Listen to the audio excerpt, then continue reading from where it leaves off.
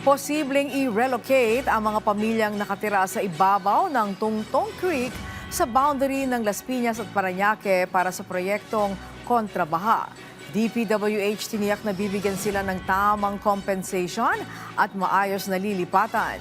Si J.M. Thompson sa sentro ng balita.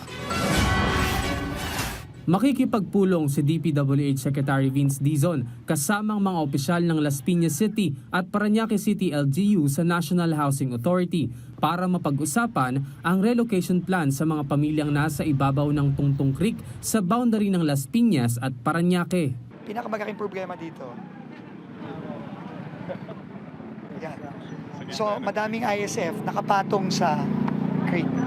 Mahigit 500 pamilya ang kasalukuyang nasa ibabaw ng creek, kaya naman maliit lamang ang espasyo para sa tubig ulan dahilan ng mabilis na pagbaha sa lugar. Ayon sa kalihim, natapos na ang drainage improvement sa lugar pero hindi dito natatapos ang kanilang proyekto. Kahit na pinagaki natin yung drainage, ang labasan ng tubig dito. And obviously, mapupuno kagad itong creek na to dahil nakapatong na yung mga bahay sa creek mismo. Hindi anya magiging madali ang gagawin sa lugar at kung hindi ito agad masisimulan, mababalewala ang ibang proyekto kontra baha. Ako na mismo magsasabi sa mga kababayan natin na nakatira dito sa Tungtong Creek. Hindi po sila pwede dyan at kailangan po natin silang i-relocate. Pinapangunahan ko na po. Sa lalong madaling panahon, kailangan natin i-relocate itong mga kababayan na natin na nandito.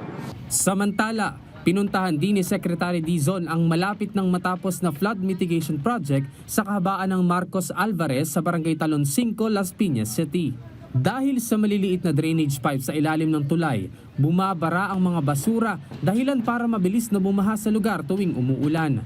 2 taon na umano itong na-delay at ngayong buwan ng Hunyo pa lamang inaasahang matatapos. Dahil sa pagpapalit ng district engineer, napalitan na rin ang dati maliit na daluyan ng tubig na ngayon ay may malawak ng butas sa ilalim ng tulay. Patuloy naman ang mahigpit na pagbabantay ng DPWH sa mga proyekto kontra baha sa iba't ibang bahagi ng bansa. Tinitiyak ng ahensya na nasusunod ang timeline o target date ng mga proyekto para agad itong makatulong sa mga lugar lalo na ngayong tag-ulan.